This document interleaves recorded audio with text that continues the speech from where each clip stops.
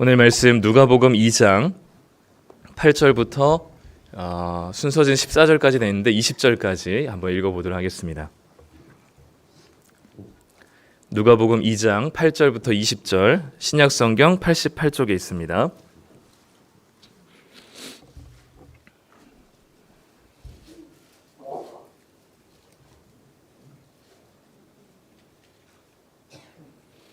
네, 한 절씩 교독하고 마지막 절은 20절은 같이 읽도록 하겠습니다. 제가 먼저 8절부터 읽겠습니다. 그 지역에 목자들이 밤에 밖에서 자기 양떼를 지키더니 주의 사자가 곁에 서고 주의 영광이 그들을 두루 비침에 크게 무서워하는지라. 천사가 이르되 무서워하지 말라. 보라, 내가 온 백성에게 미칠 큰 기쁨의 좋은 소식을 너희에게 전하노라. 오늘 다윗의 동네에 너희를 위하여 구주가 나셨으니 곧 그리스도 주시니라. 너희가 가서 강보에 쌓여 구유에 뉘어 있는 아기를 보리니 이것이 너희에게 표적이니라 하더니 호련히 수많은 충군이 그 천사와 함께 하나님을 찬송하여 이르되 지극히 높은 곳에서는 하나님께 영광이요 땅에서는 하나님이 기뻐하신 사람들 중에 평화로다 하니라. 천사들이 떠나 하늘로 올라가니 목자가 서로 말하되 이제 베들레헴으로 가서 주께서 우리에게 알리신 바 이 이루어진 일을 보자 하고 빨리 가서 마리아와 요셉과 구유에 누인 아기를 찾아서 보고 천사가 자기들에게 이 아기에 대하여 말한 것을 전하니 듣는 자가 다 목자들이 그들에게 말한 것들을 놀랍게 여기되 마리아는 이 모든 말을 마음에 새겨 생각하느라. 우리 함께 읽겠습니다. 목자들은 자기들에게 이르던 바와 같이 듣고 본 그 모든 것으로 인하여 하나님께 영광을 돌리고 찬송하며 돌아가니라. 아멘. 네, 다시 한번 우리 서로에게 인사했으면 좋겠습니다. 여기 옆에 사람들 보시면서 우리 메리 크리스마스 하고 인사하시죠. 네. 네. 우리 드레스 코드가 흰색, 빨간색, 초록색인데, 네. 혹시 이 세 가지 중에 한 가지라도 색깔을 다 입으셨죠? 네. 앞에서 보면 되게 예뻐요. 그래서 네, 우리 기념사진을 한번 잠깐 찍도록 하겠습니다. 네, 우리 촛불에 불을 좀 켜주시고요. 그리고 살짝 요 촛불 좀 보이게 들어주시고 사진을 한번 찍어보도록 할게요. 네, 네, 너무 예쁩니다. 네, 네, 사진 찍겠습니다. 네, 네, 하나, 둘, 셋. 제가 촛불 안 들었어요. 한 번 더 찍겠습니다. 하나, 둘, 셋. 네, 됐습니다. 감사합니다.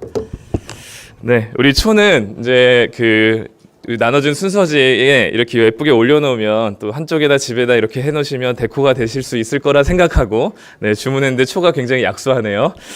네, 우리 성탄절 또 감사 예배 오신 우리 성도님들 환영하고 축복합니다. 네, 어제 우리 발표회 또 잘 마쳤는데요. 네, 내년에 또 발표회가 진행된다면 좀 더 멋지고 또 더 풍성하게 또 진행됐으면 좋겠다 싶습니다. 어제 발표하시느라 수고하시고 또 함께 참여하신 모든 성도님들 고생 많으셨습니다. 오늘은 우리 경배하는 목자들이라는 제목으로 같이 말씀을 나눌 텐데요.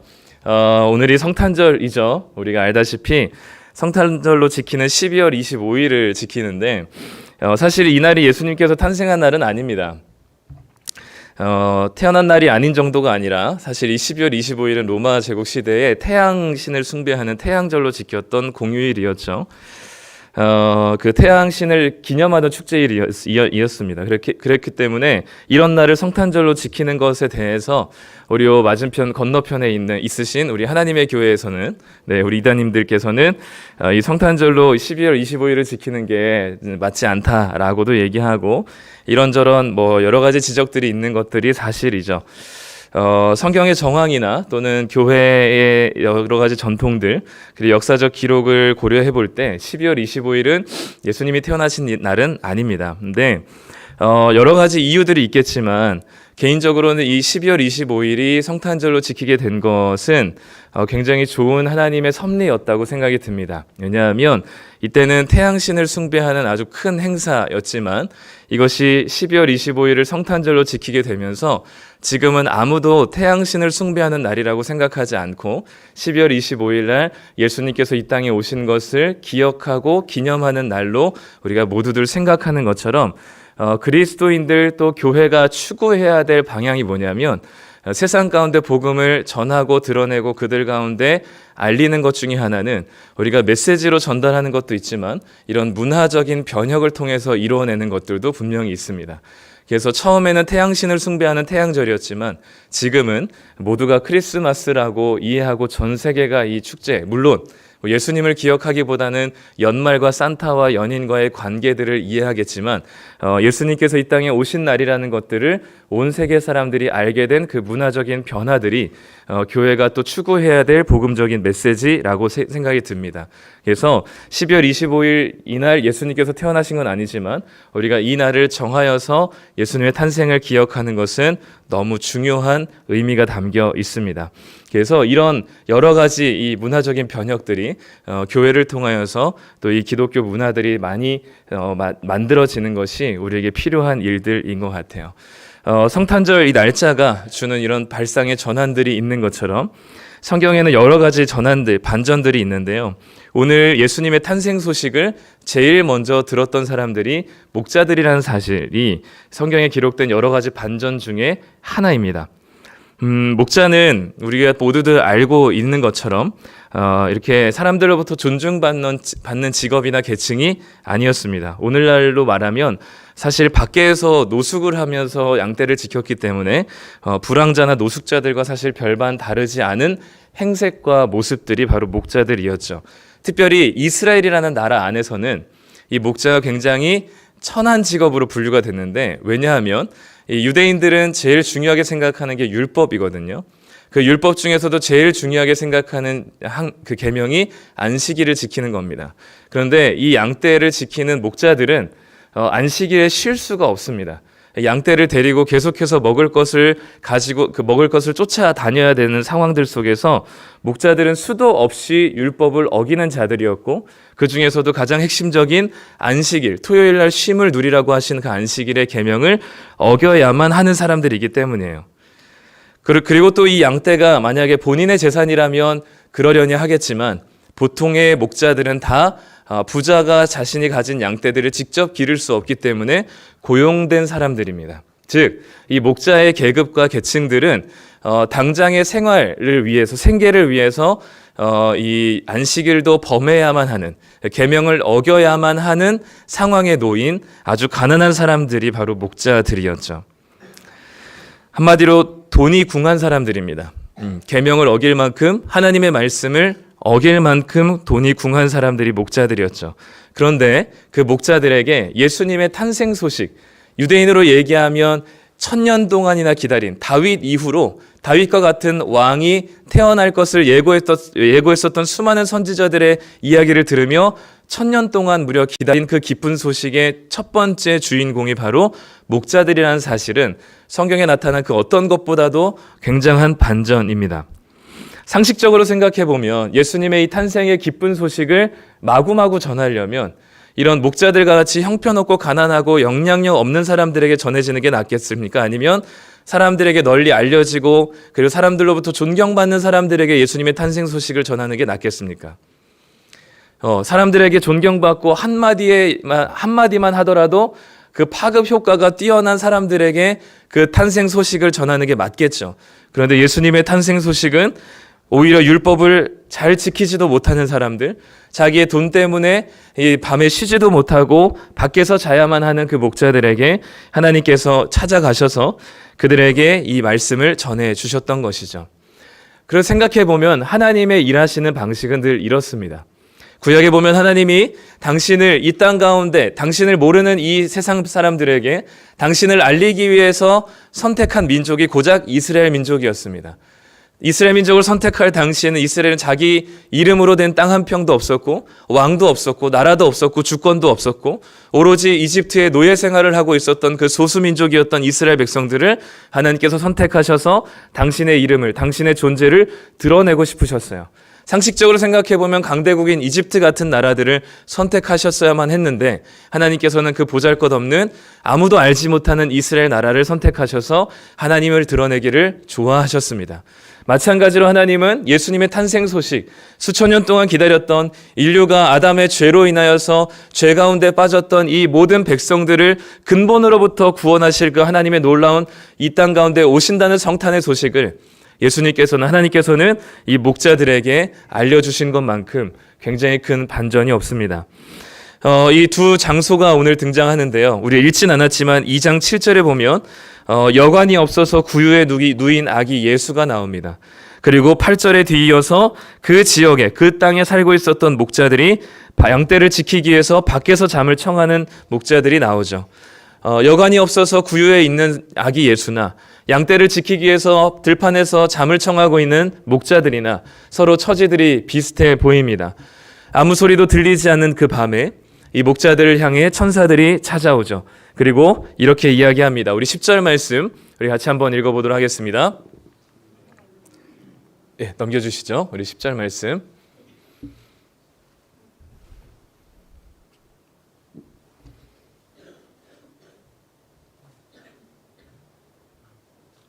네, 우리 성경에 있는 거 한번 읽어볼까요? 성경책에 있으신 거 우리 10절 말씀 함께 읽겠습니다. 천사가 이르되 무서워하지 말라. 보라, 내가 온 백성에게 미칠 큰 기쁨의 좋은 소식을 너희에게 전하노라. 아멘. 큰 기쁨의 좋은 소식, 복음이라고 할 수 있는 이 이야기를 너희에게 전한다고 얘기합니다. 너희가 누구예요? 목자들이죠. 목자들에게 이 소식을 맡긴다고 합니다. 목자들에게 그 소식을 맡기는 이유가 뭘까요? 다른 이들에게 이 소식을 널리 전하라는 이유일 겁니다. 이 소식을 전하는, 이 예수님께서 이 땅 가운데 오셨다는 소식을 전하는 첫 번째 증인이 되어달라는 이야기를 지금 목자들에게 하시는 것이죠. 그 소식을 들어야 될 대상들은 누구예요? 온 백성입니다. 온 백성에게 도착해야 할 그 기쁨의 좋은 소식을 목자들 너희에게 전한다라고 말씀하십니다. 세상 사람들의 영향력 있는 사람들이 아니라 목자들에게 그 이야기를 전한다는 것. 당시 목자들은요, 여성들과 같이 법정에서 증인의 역할을 할 수가 없었습니다. 증인의 자격이 주어지지 않는 사람들이었고요. 증인이 된다 하더라도 그 말을 신뢰할 수 있는 사람은 아무도 없었습니다. 그 목자들은 그런 위치였습니다. 아무도 이들의 말에 신뢰하지 않았고 귀를 기울이지 않았기 때문에 이들은 수많은 날 동안 아마 양떼들과 소통하느라 말을 잃어버렸을 수도 있습니다. 그런데 그 목자들에게 지금 하나님께서 찾아오셔서 천사를 통하여서 너희들이 이 위대한 소식의 첫 번째 증인이 되어달라고 부탁하시는 것이죠. 예수님의 제자들보다 훨씬 더 먼저 그 소식에 증인된 삶을 목자들에게 주님께서 요청하고 계시는 겁니다. 이게 진짜 말이 안 되는 이야기들을 지금 예수님께 하나님께서 하고 계시는 것이죠. 세상에서는 증인의 자격이 없는 목자들에게 하나님께서는 증인의 자격을 부여하십니다. 당시 대부분의 유대인들은 이 소식을 기다리고 있었지만 이 로마 제국의 지배를 받고 있는 당시 상황 속에서 대부분의 유대인들이 로마 제국의 소나기에서 벗어나게 해줄 자신들을 구원할 왕, 자신들을 해방시킬 메시아를 기다리고 있었지만 모두가 열망했지만 열망한 모두에게 이 소식이 전달된 것이 아니라 그 소식의 가장 첫 번째 증인이 목자들이었던 것이죠. 하나님은 보잘것없는 목자 같은 우리들에게 복음을 전해주셨습니다. 복음을 듣게 하셨고 이 복음을 받아들이게 하셨습니다. 이제는 그 복음의 수혜자로서 보잘것없는 우리들에게 그 복음의 증인된 삶을 살도록 우리를 부르신 것이죠. 온 세상 모든 세대에게 미쳐야 될 이 기쁨의 좋은 소식을 우리들에게 부르셨습니다. 우리는 하나님의 율법을 잘 지킨 것도 아니었고 착한 사람도 아니었고 세상에 유력하거나 사람들에게 영향력을 끼치는 사람도 아니었음에도 불구하고 당신이 이 땅 가운데 오셔서 십자가 달려 죽으셨다는 그 복음의 소식을 우리들에게 보잘것없는 변변치 않은 우리들에게 먼저 허락하여 주셨습니다. 세상에 영향력 있는 사람들이 얼마나 많은데요. 착한 사람들, 잘 사는 사람들이 얼마나 많은데요. 하고 많은 사람들 중에 나에게까지 찾아오셔서 예수를 구주로 믿게 하셨다는 사실이 우리에게는 목자들에게 그 첫 번째 증인의 역할을 부여하신 것만큼이나 우리에게는 충격적인 소식이어야 합니다. 찬송가 310장에 있는 아 하나님의 은혜로 라는 찬양의 3절 가사처럼 왜 내게 성령 주셔서 내 마음을 감동하고 주 예수 믿게 하는지 나는 알 수 없도다 라는 고백처럼 나에게 그 어떤 예수를 믿게 할 만한 자격과 조건이 없는 우리들에게 당신의 복음을 우리에게 들려주셨다는 겁니다. 그러니 이 목자들에게 전해진 소식을 보면서 우리들에게 주신 그 복음의 은혜를 기억해야만 하는 거죠. 그리고 그 은혜를 전하라고 우리에게 말씀합니다. 목자들은 그 이야기를 잘 전합니다. 천사가 전했던 그 기쁨의 소식은 11절에 이렇게 나오고 있습니다. 우리 11절 말씀 함께 읽겠습니다. 성경책 보시면서 읽겠습니다. 오늘 다윗의 동네에 너희를 위하여 구주가 나셨으니 곧 그리스도 주시니라. 아멘.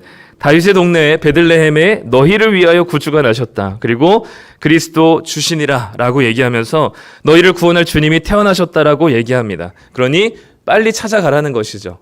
여기서 질문이 하나 나와야 될 것 같아요. 목자들은 어떻게 아기 예수님이 있는 집을 찾았을까요?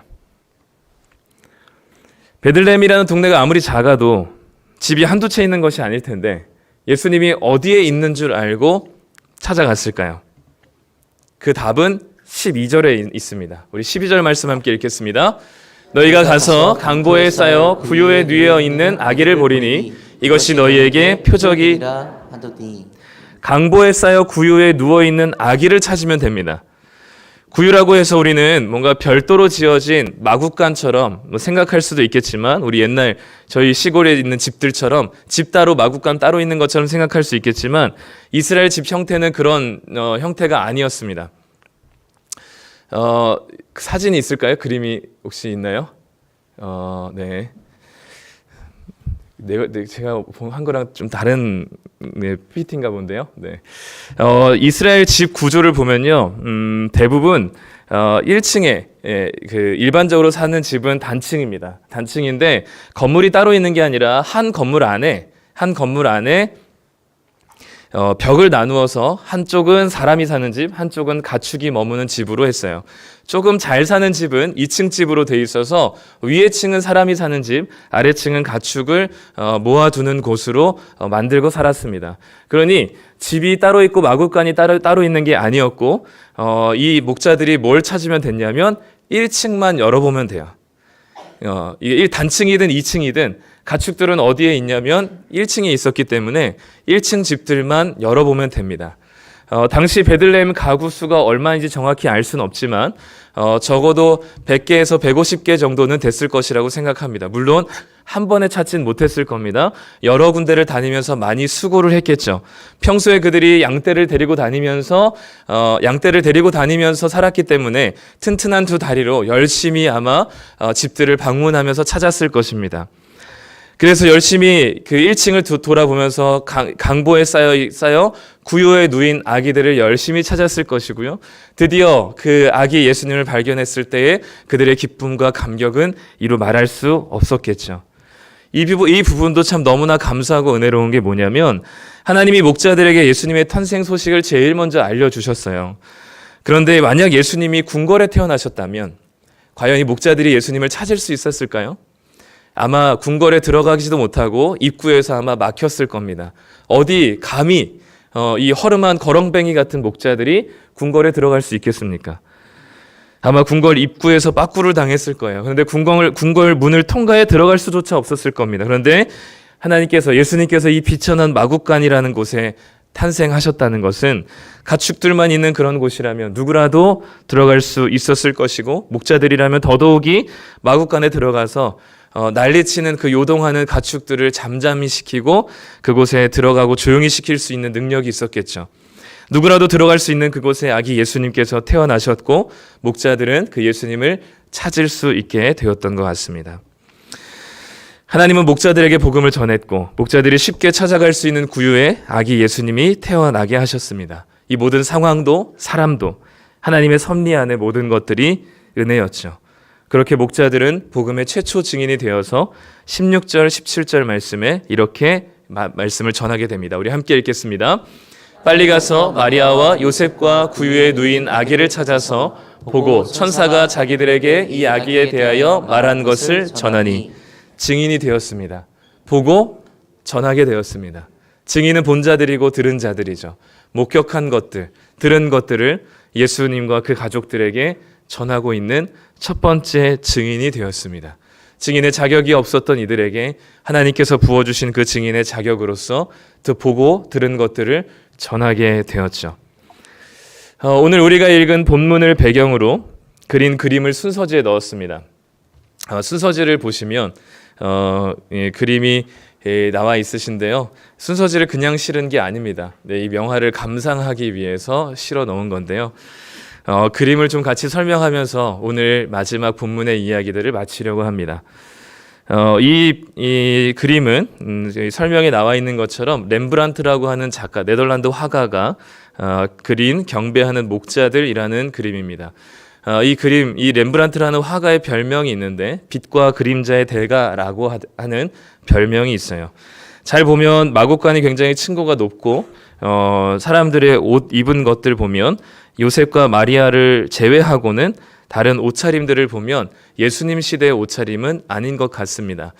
이때 이 렘브란트라는 화가가 그린 그림의 이 마곡간의 배경은 렘브란트가 살고 있었던 네덜란드의 한 시골 마을에 있는 작은 마국간을 배경으로 등장한 사람들의 옷차림도 그 당시에 입고 있었던 유럽 사람들의 옷차림을 하고 있죠. 이 빛과 그림자의 대가라는 설명처럼 이 그림에서 제일 부각이 되고 강조가 되는 부분은 어디일까요? 제일 특징적인 부분은 어디일까요? 네, 예수님, 아기 예수님으로부터 시작되는 빛일 겁니다. 그 빛과 비교가 되는 빛이 있는데 오른쪽에 보면 그 나이 많은 이 노인이 들고 있는 등불이 있습니다. 등불보다 예수님으로부터 시작되는 빛이 훨씬 더 밝은 모습을 볼 수 있죠. 예수님께서 발현되는 그 빛이 주변에 있는 사람들을 아주 환하게 비추고 그리고 한 사람이 들고 있는 등불보다 훨씬 더 강력한 빛을 뿜어내고 있는 것을 통해서 예수님에게 그 모든 시선과 초점이 가게 하는 특징이 있습니다. 이 배경들을 보면 사람들을 면면히 보면 오른쪽 끝에 보면 두 여성이 등장합니다. 가장 오른쪽에 있는 두 여성이 함께 무슨 이야기를 나누는 것처럼 그림이 그려져 있고요. 그리고 한 여인은 아이를 안고 있는 모습이 보여집니다. 자세히 봐야 알 수 있을 것 같아요. 한 아기를 오른팔로 안고 옆에 있는 사람과 함께 소곤소곤 이 기적을 나누고 있는 모습을 볼 수 있습니다. 그리고 왼쪽으로 또 오다 보면 예수님 쪽에 있는 또 두 여성이 등장합니다. 여기도 마찬가지인데요. 두 여성이 서로 이야기를 나누고 있고 또 왼쪽에 있는 여성이 아기를 안고 있는 듯이 보입니다. 그리고 그 아기의 얼굴이 잘 보이진 않으시겠지만 아기가 있어요. 네. 아기가 있고 아기는 갓난아기인 예수님을 이렇게 목을 빼서 보고 있는 모습들로 있습니다. 이 두 여성들 두 팀도 모두 다 이제 서로에 대해서 소곤소곤 이야기를 나누고 있는 아주 조용한 혹여나 아기 예수가 깰까봐 조용히 이야기를 나누고 있는 모습들로 보여집니다. 이 그림에서 관람객들, 우리들이 이제 보는 시선에서 그림의 가장 앞쪽에 있는 사람들은 다 목자들입니다. 이 여성들은 다 조금의 뒤쪽으로 머물러 있는데 원근법으로 가장 근거리에 있는 사람들은 다 목자들이죠. 앞에 표시한 4명의 부류의 사람들이 다 목자들입니다. 맨 오른쪽에는 어린 소년이 한 강아지를 데리고 있습니다. 반려견이 아니라 양떼를 모는 양치기 개입니다. 그래서 이 어린 목자가 이 예수님에게 가까이 가려고 하는 그 양치기 개를 앞으로 나서지 못하게 목줄을 꼭 잡고 있고 그렇게 함께 이 어린 소년이 목자로서 있고요. 그리고 그 등불을 들고 있는 나이 지긋한 한 노인 목자가 왼손에는 등불을 들고 혹여나 그 등불빛이 아기 예수님의 눈에 닿을까봐 등불을 높이 들지 않고 등불을 내려잡고 오른손을 가슴에 올려서 경건하게 기도하고 있는 모습을 보이고 있습니다. 또 그 앞에 있는 지팡이를 팔에 걸친 채 한쪽 무릎을 꿇고 있는 목자가 또 보입니다. 나이가 더 많아 보이는, 더 연로해 보이는 이 목자가 아기 예수님을 보고 그 천사가 말했던 그 소식을 직접 보고 있다는 사실에 감탄하듯이 두 손을 얼굴로 마주하고 있는 나이 많은 목자를 보여줍니다. 마지막으로 아기 예수님을 가장 가까이에서 보고 두 무릎을 완전히 꿇고 경배하는 목자가 있습니다. 뒤에서 보기 때문에 얼굴 표정은 알 수 없지만 그의 어깨, 동그랗게 말린 어깨를 보고 또 간절히 모아서 자신의 얼굴에 가져다 놓은 그 두 손을 보니 그 아기 예수님을 예배하는 모습과 같아 보입니다. 그래서 어떤 이 그림을 해설하는 어떤 분은 이 장면을 보면서 세상에서 가장 아름다운 예배의 현장이다라고 이야기를 할 정도로 우리가 봐도 굉장히 평온하고 그리고 소박하고 그리고 너무나 이 진실된 예배의 모습처럼 보여집니다.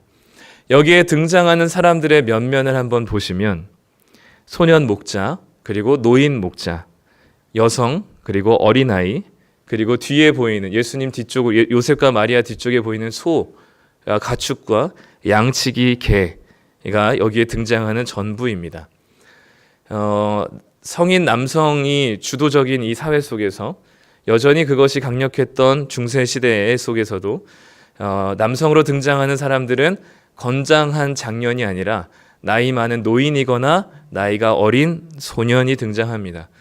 건강한 성인 남성은 없고 여기에 찾아온 사람들은 다 여성이고 갓난 아기들이죠. 예수님 시대에는 인원수로도 취급받지 못했었던 모두 사람들이 이 렘브란트의 경배하는 목자들의 그림에 다 담겨져 있습니다. 사회에서 하나같이 알아봐주지 않는 사람들, 형색은 초라하고 행색은 초라하고 예물도 없고 화려한 의상도 없고 학식도 없지만 하나님을 기쁘시게 할 만큼 순결하고 밝은 예배인 것은 분명해 보입니다. 그곳에는 이 땅에 오실 예수님에 대한 메시아에 대한 목마름과 기다림과 사무친 갈망이 있는 이 그림이 바로 우리가 회복해야 될 진정한 예배의 모습이자 우리가 관심을 가지고 눈여겨봐야 할 대상들임을 기억하셨으면 좋겠습니다. 어제 안타까운 소식이 하나 들려졌는데요. 크리스마스 이브인데 경기도 양주에 있는 한 공터에서 일가족이 숨진 채 차 안에서 발견됐습니다. 40대 부부와 11살 아들, 5살 딸이 죽은 채로 발견되었고 수억 원대 빚으로 힘겹게 살아가던 부모의 유서가 발견되었고 그리고 가연성 물질을 태운 흔적이 발견이 되었습니다. 누구보다도 힘겹게 살아갈 수밖에 없는 렘브란트가 그린 목자가 왜 성인 남성이 없고 노인들 뿐이었을까를 생각해 보면 당장에 돈이 필요한데 일거리가 없는 노인 남성이 할 수 있는 일이라고는 목자인 것이죠. 또는 또 밖에서 세월을 보내야 했기 때문에 그 피부와 얼굴이 동일한 동갑내기 다른 사람들보다 훨씬 더 많이 들어 보였을 것입니다. 가진 것 없고 하나도 알아보지 못하는 연약한 자들과 부족한 자들과 가진 것 없는 자들에게 이 자들의 삶은 하나같이 목자와 같은 삶입니다. 지금 우리가 살고 있는 이 시대에도 여전히 이와 같이 비루한 삶을 살고 있는 목자들이 있습니다. 그것이 꼭 돈이 없어서가 아니라 마음에 남아있지 않은 넉넉함과 또 관계로부터 어려움을 겪고 있는 여러 가지 다양한 가난한 사람들이 우리 가운데 존재하고 있는 것이죠. 예수님의 탄생을 찾아온 목자들처럼 또 목자된 우리에게 목자 같은 우리들에게 주님께서 찾아오셨던 것처럼 이 시대의 목자들에게 우리는 찾아가야만 합니다. 우리에게 가장 큰 기쁨의 복음을 전해주셨던 것처럼 우리 또한 여전히 이 땅 가운데 목자와 같이 깜깜한 밤을 홀로 지새우고 있는 이들에게 이 복음이 전해져야만 하는 것이죠. 여전히 우리는 우리 주변에 우리처럼 복음을 기다리는 많은 사람들이 있음을 인지하고 이 성탄을 맞이하며 지내시면서 우리가 전해야 될 복음을 기다리고 있는 목자와 같은 자들이 누구인가를 고민하시며 이 성탄의 시간들을 지내셨으면 좋겠습니다.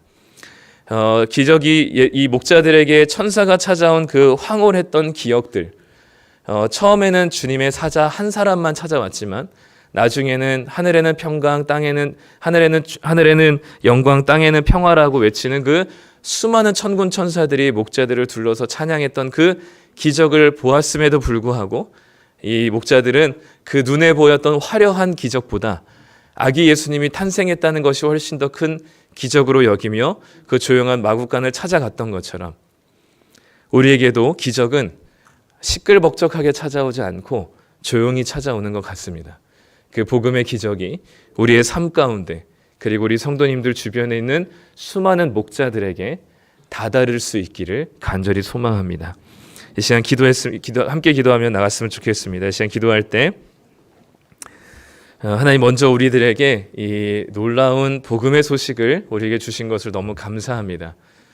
이 은혜가 우리에게 너무나 감격스럽고 자격 없는 목자들에게 증인된 자격을 부여하신 것만큼이나 하나님이 이 땅 가운데 오신 그 복음의 소식을 우리에게 주신 것이 너무나 큰 은혜입니다 라고 우리 감사하는 기도를 드렸으면 좋겠고요. 두 번째는 하나님 우리에게 주신 것은 전하라고 주신 것입니다. 이 시간에 이제 하나님 우리가 우리 주변에 목자와 같은 삶을 살고 있는 이들이 있다면 우리가 기꺼이 그들에게 복음이 전해질 수 있는 은혜를 허락하여 주시옵소서. 하나님의 이 기쁜 소식이 이 목자들에게 전해져 그 어떤 것보다도 갈급한 심령이 해결되었듯이 하나님 이들에게 많이 소유하더라도 누리더라도 해결되지 않은 그 불만족 속에서 하나님의 복음만이 해결할 수 있음을 믿고 받아들일 수 있는 수많은 목자들을 만나게 해 주시도록 이 시간 같이 함께 한 목소리를 기도하게 나아가겠습니다. 하나님 아버지 감사합니다. 주의 은혜 가운데 우리를 붙드시고 아버지 목자들에게 그 놀라운 소식을 첫 번째로 알려주셨던 것처럼 자격 없는 우리들에게 그 복음을 전해주신 주님의 은혜에 감사합니다.